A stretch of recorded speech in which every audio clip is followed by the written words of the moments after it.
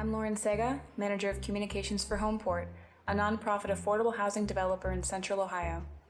We're in one of the fastest growing areas in the country, and while we've seen the growth, we've felt the pains that come along with it, especially when it comes to housing all of us and our incoming neighbors. Each month, we're interviewing local experts on the issues, the barriers, and the solutions around housing and development, hoping to shed some light on how we got where we are and what we can do to create a future that houses everyone. This is Level With Us.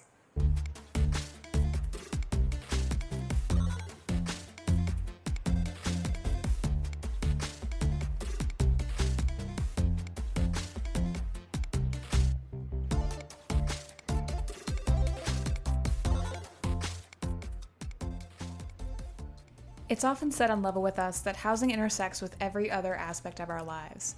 Substandard housing conditions like water leaks, pest infestation, and residential crowding can lead to poor health, while quality housing can aid in better health.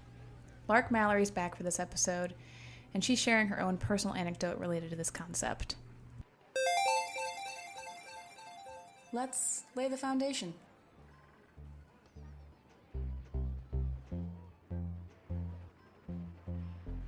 I'll tell a personal story. So, divorced mom of two young people, two young adults. During the pandemic, my daughter was at Duquesne University. During the pandemic, she came home with COVID. We have a house. My two children and I have a house. So I could segregate her from my son and me in a space that was comfortable. But had we not had safe, secure, and housing that I personally can afford, what would the impact have been on our family, or what would the impact have been on her? During the pandemic, we learned, some of us learned, some of us already knew, that your housing, that your zip code affects your overall health. If people don't have housing that they can afford, that's safe and decent, how does anything else matter? How, if I didn't have that, what would have happened to my own child? So I really believe in housing as a fundamental building block of life. If housing is a fundamental building block of life, it should be of strong, reliable, attainable, and sustainable materials, right? But for many, particularly those considered low income and extremely low income, a simple provision of housing can be a luxury, often meaning they're settling for older units in need of repairs and lacking proper insulation or ventilation. Along with posing health risks during a pandemic, risks Lark and her family were able to mitigate, this has further-reaching implications, especially when we talk about the increasing frequency of climate events. Poor quality housing has higher energy costs and larger carbon footprints. In a climate event, these homes are at higher risk, increasing the likelihood of displacement and homelessness for the residents inside. In 2021, 14.5 million homes were affected by climate-related hazards, such as hurricanes, wildfire, and hail. In 2022, more than 3.4 million Americans were forced to evacuate their homes due to a disaster. While 40% returned home within a week, 16% of displaced adults never returned home. 12% were out of their homes for more than 6 months. While the Midwest isn't seeing many wildfires or hurricanes, we're far from immune to flooding or tornadoes. Ultimately, climate hazards are taking more housing units off the market, particularly older housing units in need of repairs that make up a substantial portion of the nation's unsubsidized affordable housing stock, displacing residents and pushing affordability further out of reach, especially for renters and owners with limited means. These realities led to some interesting discussion for me and Lark. Can we build affordable housing that is climate resilient? How do we do it all at once? Turns out, not only is it possible, but there are billions of dollars going into that effort this year. Neighborhoods that have faced this investment don't have as much trees. You don't have many trees, and so they have that to, like, what kind of neighborhoods deserve tree-lined sidewalks? What kind of neighborhoods deserve proximity to parks and good schools? And But you just hit on something that we have not addressed, and I know we're going to get into my new venture, but climate. Mm-hmm. Green space. Yeah. We know that the areas that have been disinvested in are also going to be the first to suffer from climate impact, from climate resiliency. So we've got to start talking about affordable, but also climate resistant. Yeah. And we haven't even started to address those issues. So if a neighborhood does have more trees, how does that affect the oxygen, the breathing, the mental health of those citizens? Yeah. Protection from heat and All of it. And so climate resiliency, we're going to have to start addressing that in the same sentence as affordability. it feels like we're so far behind. I mean, we're talking about homes that may not have a fully working stove or refrigerator. Like, how do we get to the point where they're energy efficient? Right. So, my goodness, you're just teeing them up for me. I'm sorry. So that was one of the things I was starting to look at AHT. Yeah. And so I did just set up, and when I left AHT, did just set up a new economic development advisory company. And one of the issues I do want to address is green. Mm-hmm. We have got to become more green. And I honestly believe that you can address green and affordability and safe and decent all in the same sentence. They're not mutually exclusive. Making it energy efficient, can we start talking about solar panels, great trees? All of this has got to go together. Yeah. And we also know, so I'm also part of LINCUS. I co-chair the ETOD, Equitable Transit Oriented Development Subcommittee with Yarmir Steiner. So we're talking about transportation. Why does transportation matter to housing? It all literally relates together. Mm-hmm. Yeah. I mean, it doesn't have to, you aren't locked into your neighborhood. You don't have to look for a job around the corner. Right. But it has to be, transportation also has to make sense. Mm-hmm. Right now, we are a car-dependent society. I started practicing law after my LLM in Washington, D.C. I never drove to work. I drove to the train station. D.C. has a lovely system. Right. And then I jumped on the train and I went into town to work. Mm-hmm. But there were also partners at the law firm. Maybe they didn't take a train, but some of them even took the bus. Yeah. We are going to have to shift how we do transportation if we are going to address housing, economic competitiveness, and living a climate-resistant life. Columbus, Central Ohio, we are in a very unique position. We can now design how we live, live, work, and play, as they like to say. We can design it right now. And now it's time to level up.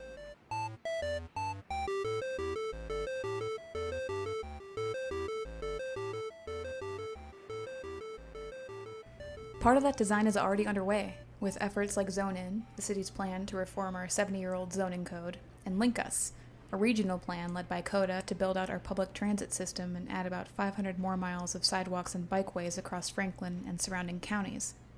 And these are crucial steps. Research shows that land use is a key indicator of how large a carbon footprint a city will have. The more we sprawl, the more we rely on cars, the more greenhouse gas emissions we produce. Denser construction, supplemented with modes of transportation that can move a lot of people at once, or that allow people to walk and bike, is what will make Columbus and Central Ohio a greener and ultimately healthier place to live. But bigger things are also coming down the pike. Funding that could build whole communities that are not only affordable, but climate resilient. Despite the air of uncertainty around our national political landscape, Lark says some big dollars are already in motion. It is an interesting national landscape. I'm going to focus on what we know has been good. Yeah. This current administration, the EPA, they have put out dollars that I believe are once-in-a-lifetime dollars. Billions as in B with a boy. And there are several national CDFIs that have won these funds and are now looking at what we just talked about, green lending. And how do we marry LIHTC with that green lending so that the neighborhoods that have gone without investment are now not only receiving investment, but we're also making them energy efficient. We're making them green communities. and we're bettering people's lives. So I don't know what's going to happen. It is scary, but I am, regardless of what happens, I am happy to say that we will see some climate changing or climate resilient efforts by developers with this new national funding. And we're talking about a lot of money. So green is really going to be a hot topic. When I was at AHT, we signed on with 2 or 3 different consortiums. So you had to present what projects you had or what types of projects you had, sign these consortium letters, and then the consortium goes to the EPA to apply for funding. We signed on with consortiums that have won over $3 billion B. So it's not just energy efficient at the homeowner level, but also, you start talking solar panels for an entire development. What is the cost savings for that developer? But then also, what does that do from a climate perspective for that development in that neighborhood? So larger scale. I see. Do we have any of that yet? The green money is they're still figuring it out. Yeah. We haven't seen it filter down, but it just started being deployed to the consortiums earlier this year. Yeah. So it's coming. It's coming. And regardless of administration, or the money is out there. Okay. So the consortiums already have it. Okay. So it can't. I mean, I'm not gonna say it can't. You just never know. Right. But it's already out there, and right now it's how does it make its way down to developers. Unlike the tax credits that Ohio developers receive through the Ohio Housing Finance Agency, the dollars from the EPA's Greenhouse Gas Reduction Fund is filtering through dozens of CDFIs, or Community Development Financial Institutions, and nonprofit developers can then apply for that funding through those CDFIs, one of those being the Opportunity Finance Network, which AHT is part of and Lark talks more about. While the funding has been deployed, the application and award process has yet to be defined, as the funding was just granted in April. And unlike, say, an OFA, it never hits any type of governmental, it could if a government applied for it, but there are private nonprofits that applied for these dollars. Okay. And I think those dollars are going to be crucial to moving us forward. As I mentioned earlier, it's all interrelated. Yes, it has to be safe, it has to be decent, has to be affordable, but how do we plan for the future in terms of climate resiliency as well? As Ohioans, we may feel like we're sitting pretty, comfortably insulated from the effects of climate change. We may look at places in the Sun Belt like Houston and Phoenix and feel lucky to avoid stifling heat waves and hurricanes. But as the effects of worsening climate continue, researchers are predicting a potentially chaotic and costly mass exodus to climate havens, namely the Midwest and Northeast, if we don't prepare. Climate resilience initiatives like what we're seeing through the Greenhouse Gas Reduction Fund are great to see, and I hope to be on here, on Level With Us someday soon, talking about the solar-powered community Homeport is building.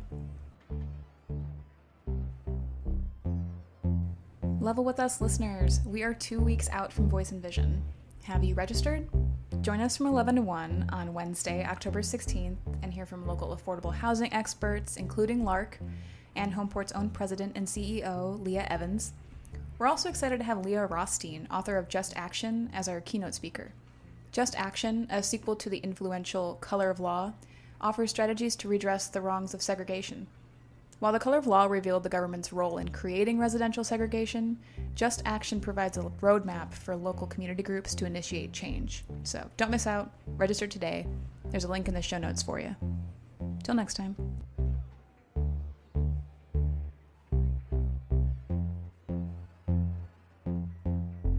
Level With Us is brought to you by Homeport and is recorded, mixed, and edited by Lauren Sega.